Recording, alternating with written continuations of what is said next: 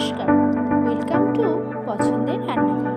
পছন্দের রান্নাঘরে আপনাদের সকলকে স্বাগত জানাই। আজকে আমি কোয়াশের চাটনি তৈরি করে দেখাবো। আজকের রেসিপি যদি ভালো লেগে থাকে তাহলে লাইক শেয়ার করে সহযোগিতা করতে ভুলবেন না। সবার প্রথমে আমি কোয়াশগুলোকে খুব ভালো করে কেটে ধুয়ে নিয়েছি। তারপর আমি প্রেসার কুকারে সেই কোয়াশগুলো দিয়ে দিলাম এবং দিয়ে দিলাম জল আর সামান্য পরিমাণে লবণ দিয়ে সেদ্ধ করে নিয়েছি। তারপর সেই কোয়াশগুলোকে আমি একটি থালায় নিয়ে ভালো করে ম্যাশ করে নিচ্ছি। আপনারা হাতের সাহায্যেও ম্যাশ করে নিতে পারেন।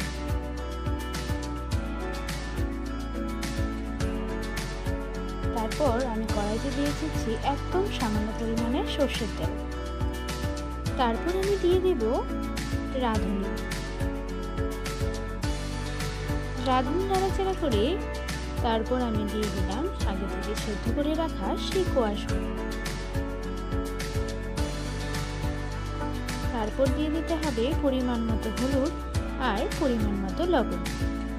এবার খুব ভালো করে সবকিছুর সাথে মিশিয়ে নিতে হবে।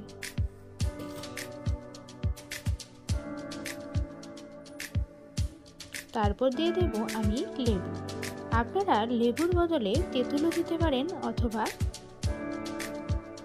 বড়ইও দিতে পারেন। আমি হাতের কাছে লেবু ছিল জন্য লেবু চিপে দিচ্ছি।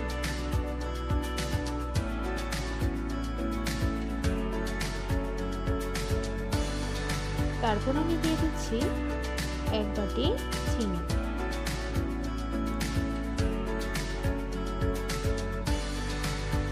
চিনিটা গলে গেলে সবার শেষে আমি কাজু বাদাম, কিশমিশ আর খেজুর দিয়ে নাড়াচাড়া করে নামিয়ে নিলেই তৈরি হয়ে যাবে সুস্বাদু কোয়াশের চাটনি। আজকের রেসিপি কেমন লাগলো অবশ্যই কমেন্ট করে জানাবেন।